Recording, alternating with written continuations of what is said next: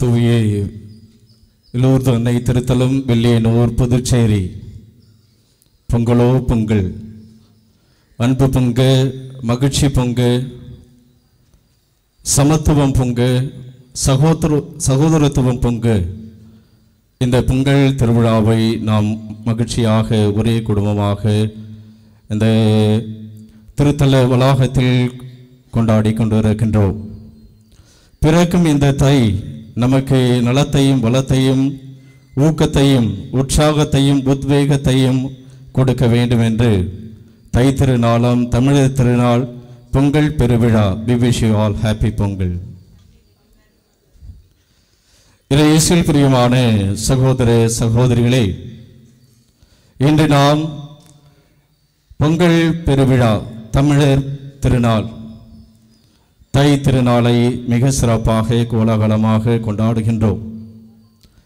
எனவே இந்த திருவிழா தமிழர் என்ற நிலையில் நாம் அழகாக பொங்கல் வைத்து ஒரே குடும்பமாக அன்பியம் எல்லாம் ஒரு பானையாக வைத்து நாம் கொண்டாடி கொண்டிருக்கின்றோம்.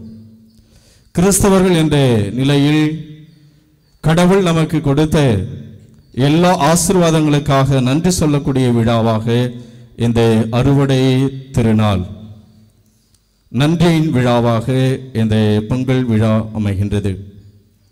இந்த விழாவை நாம் சிறப்பிக்கக்கூடிய இந்த நல்ல நாளில் இதற்கு ஏதாவது ஆதாரம் இருக்கின்றதா விவிலியத்தில் என்று நாம் சற்று அலசி பார்க்கின்ற பொழுது, பழைய ஏற்பாட்டில் லேவியர் ஆகமத்தில் இஸ்ரேல் மக்களுடைய வாழ்க்கையை நாம் படித்து பார்த்தோம் என்றால், அலசி பார்த்தோம் என்றால், பல விழாக்களை அவர்கள் கொண்டாடினார்கள். இஸ்ரேல் மக்கள் கூடார விழா, புளிப்பற்ற அப்ப விழா, இப்படியாக பல விழாக்களை கொண்டாடினார்கள். அதோடு சேர்த்து அறுவடை விழாவையும் அவர்கள் கொண்டாடினார்கள். அப்ப விவிலியத்தில் இருக்கின்றது. கத்தோலிக்க கிறிஸ்தவர்கள் நாம் இந்த விழாவை கொண்டாடுவதற்கு நமது தமிழ் இந்த மண் கலாச்சாரம் அவற்றோடு இணைந்திருந்தாலும் விவிலியத்தில் கத்தோலிக்க கிறிஸ்தவர்கள் நமக்கு இதை அறுவடை விழாவாக இஸ்ரேல் மக்கள் கடவுள் அந்த மக்களிடத்தில் கட்டளையாக கொடுத்தார். எனவே நீங்கள் அறுவடை செய்கின்ற பொழுது, உங்களுடைய நிலத்தில் விளைச்சலை அறுவடை செய்கின்ற பொழுது, அந்த அறுவடையின் முதற்கனிகளை நீங்கள் கடவுளுக்கு அர்ப்பணிக்க வேண்டும். 7 நாட்கள், ஏறக்குறைய 7 நாட்கள் கொண்டாட வேண்டும் அந்த அறுவடை பெருவிழாவை. அப்ப அந்த அறுவடை பெருவிழாவில் அவர்கள் என்ன செய்வார்கள் என்று சொன்னால், கடவுள் இந்த இயற்கையை படைத்தார். கடவுள் இந்த படைப்பு பொருட்களை மனிதர்களாகி நமக்கு கொடுத்திருக்கின்றார். எனவே நாம் நெற்றி வியர்வை நிலத்தில் விழ வேண்டும் என்று நமது ஆதி தகப்பன் அந்த ஆதாமுக்கு கொடுத்தார். நெற்றி வியர்வை நிலத்தில் விழ உழைத்து உண்ண வேண்டும் என்று கடவுள் கொடுத்திருக்கின்றார். எனவே அந்த நிலத்திலிருந்து பெறப்பட்ட அந்த விளைச்சல் அறுவடையை மக்கள், இஸ்ரேல் மக்கள் ஆலயத்திற்கு கொண்டு வந்து குருவினுடைய கையில் கொடுத்து அதை கடவுளுக்கு காணிக்கையாக கொடுக்க வேண்டும்.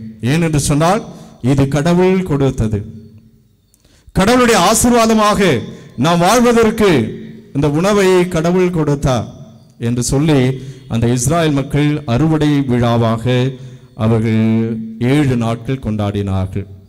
முதற்கனிகளை கடவுளுக்கு காணிக்கையாக கொடுத்தார்கள்.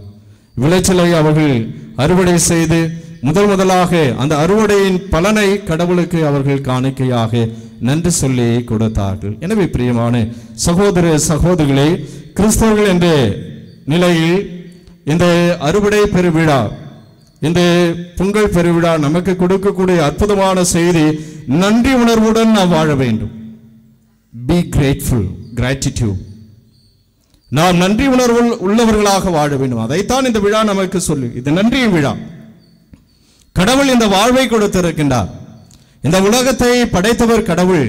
இந்த உலகத்தில் உள்ள படைப்பு பொருட்கள் அனைத்தையும் நாம் பயன்படுத்தி வாழ்க்கையில் உயர வேண்டும் என்று கடவுள் கொடுத்திருக்கின்றார். எனவே இந்த வாழ்வு, இந்த உலகம், இந்த படைப்பு, அதன் வழியாக நாம் பெற்றுக்கொள்ளக்கூடிய வளர்ச்சி, முன்னேற்றம் எல்லாம் கடவுள் நமக்கு கொடுத்ததை நாம் நன்றி உள்ளவர்களாக நினைத்து இந்த நாளில் கடவுளுக்கு நன்றி சொல்ல இந்த விழா நமக்கு அழைப்பு கொடுக்கின்றது. பிரியமான சகோதர சகோதரிகளே, இந்த தை திருநாள், உழவர் திருநாள், அங்கு இஸ்ராயல் மக்கள் 7 நாட்கள் கொண்டாடினார். நாமும் இந்த மற்ற விழாக்கள்லாம் பார்த்தீங்கன்னா ஒரு நாள் தான், ஒரு நாளில் முடிஞ்சிடும். ஆனால் இந்த தமிழர் திருநாளுக்கு இந்த பொங்கல் விழா பார்த்தீங்கன்னா ஏறக்குறைய அது 4 நாட்கள் சென்று கொண்டு இருக்கு. நேற்றுக்கு என்ன கொண்டாடணும்? போகி. பழையன கழிதலும் புதியன புகுதலும். எனவே பழைய வாழ்க்கையை விட்டு ஒரு புதிய தொடக்கம், வாழ்க்கையினுடைய புதிய தொடக்கம் போகி பண்டிகை. இன்று நாம் உழவர் திருநாள், இந்த பொங்கல் விழா, தை பிறந்தால் வழி பிறக்கும் என்று சொல்வார்கள். எனவே நம்முடைய வாழ்க்கையில் பார்த்தீங்கன்னா இனிமேல் வீடு கட்டுவாங்க, நல்ல வரன் அமையும், திருமணம் செய்வார்கள், நிறைய வெற்றிகள் அமையும், நிறைய விஷயங்களை தொடக்கமாக இந்த தை திருநாளில் நாம் தை மாதத்தில் நிறைய சுப நிகழ்ச்சிகளை நாம் செய்ய இருக்கின்றோம். எனவே புதிய வாழ்வின் தொடக்கமாக இந்த தை திருநாள் அமைகின்றது.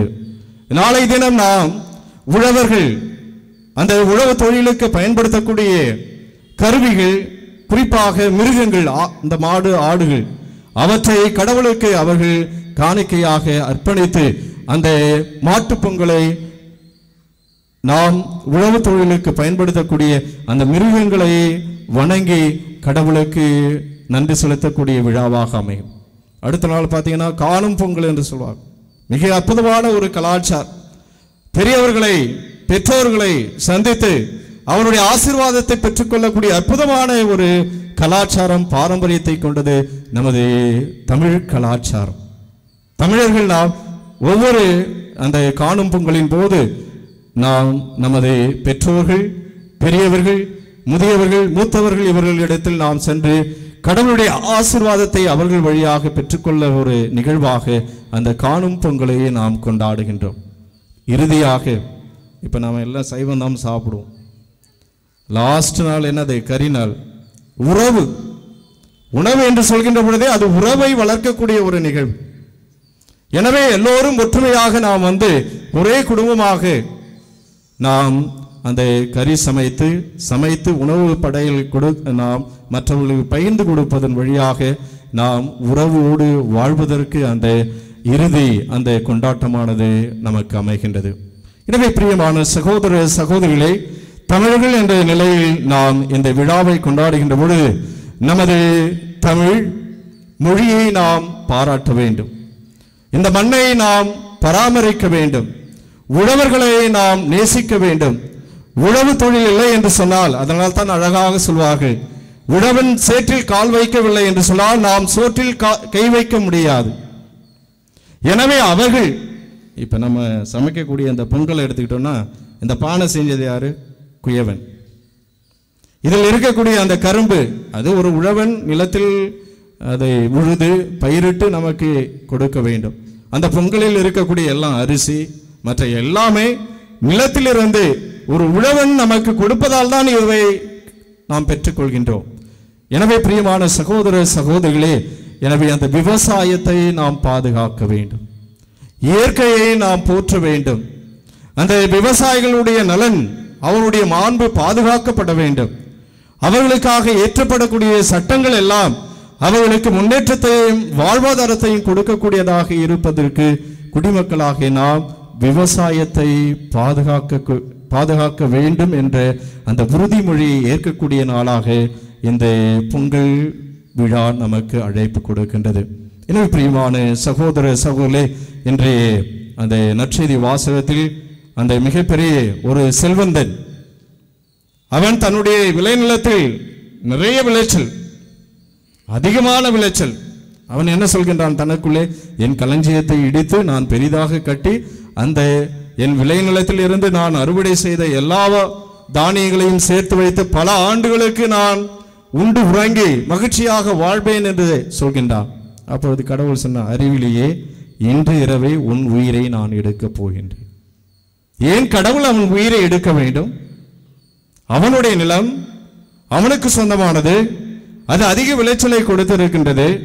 ஏன் கடவுள் அவன் உயிரை அன்று இரவே எடுக்க வேண்டும்? நீ சேர்த்து வைத்த செல்வங்கள் யாருக்கு பயன்படும்? காரணம், அவன் அங்கு கடவுளை மறந்து விட்டான்.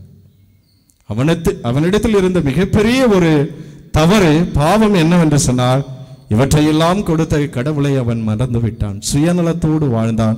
அன்றிரவே அவன் உயிர் அவனை விட்டு பிரிந்தது. அவன் சேர்த்து வைத்த செல்வம் அவனுக்கு ஒன்றும் பயன்படாமல் சென்று விட்டது. எனவே பிரியமான சகோதர சகோதரிகளே, எத்தனை ஆசீர்வாதங்களை கடவுள் நமக்கு கொடுத்திருக்கின்றார். எல்லாவற்றிற்கும் ஆதாரமாக இருக்கக்கூடிய கடவுளை அந்த செல்வந்தன் மறந்தான். இப்ப நாம் கொண்டாடக்கூடிய இந்த பொங்கல், இவற்றிற்கு ஆதாரம் இயற்கை. நம்ம அந்த அரிசியா இருந்தாலும் சரி, பருப்பா இருந்தாலும் சரி, முந்திரி பயிரா இருந்தாலும் சரி, பானையா இருந்தாலும் சரி, உப்பா இருந்தால் கூட அது கடல் நீரிலிருந்து நாம் பெற்றோம். எல்லாமே இயற்கை நமக்கு கொடுத்தது. உழவர்கள் உழைத்து நமக்கு கொடுத்தது. இவற்றையெல்லாம் கொடுத்தவர் கடவுள், படைத்தவர் கடவுள். எனவே எல்லாவற்றிற்கும் ஆதாரமாக இருக்கக்கூடியவர் கடவுள். கடவுள் அந்த விவசாயம், நிலம், இயற்கை, அதில் உழைக்கக்கூடிய உழவன் வழியாக கடவுள் நமக்கு இந்த ஆசீர்வாதத்தை கொடுக்கின்றார். எனவே பிரியமான சகோதர சகோதரிகளே, இந்த மனிதர்களில் எல்லா மனிதர்களிலும் கடவுள் நேசிக்கின்ற மனிதர்கள் யார் என்று சொன்னால் உழவர்கள் தான், விவசாயிகளை தான் கடவுள் அதிகமாக நேசிக்கின்றார். ஏன் என்று சொன்னால் ஒவ்வொரு காலகட்டத்திலும் அவர்கள் கடவுளை நம்பி வாழக்கூடியவர். நிலத்தில் காலடி வைத்தால் அவர்கள் கடவுளை நம்பி வாழ்வார். வானத்தை பார்ப்பார்கள், நல்ல மழை வேண்டும். அதிகமான மழை பெய்தாலும் அங்கு இயற்கை சீற்றத்தால் அழிந்துவிடும். எனவே போதிய அளவு அந்த கால சூழ்நிலை, வானிலை அவர்களுக்கு சரியாக சாதமாக அமைகின்ற பொழுதுதான் அவருடைய வாழ்வு வளம் பெறும். அதற்காக அவர்கள் எப்பொழுதுமே அது விளைச்சலின் போதும் சரி, அல்லது பயிர் அறுவடை செய்கின்ற போதும், வளரும் போதும், எல்லா சூழ்நிலைகளிலும் விவசாயி, உழவர்கள் எப்பொழுதுமே கடவுளை நம்பி கடவுளை சார்ந்து வாழ்ந்து கொண்டிருக்கின்றார்கள். எனவே நாமும் நமது வாழ்வுக்கு ஆதாரமாக இருக்கக்கூடிய கடவுளை நினைத்து பார்ப்போம். நாம் பெற்ற ஆசீர்வாதத்திற்காக இன்றைய நாளில் நாம் நன்றி சொல்வோம். Once again, we wish you all happy Pongal. May God bless you all. Amen.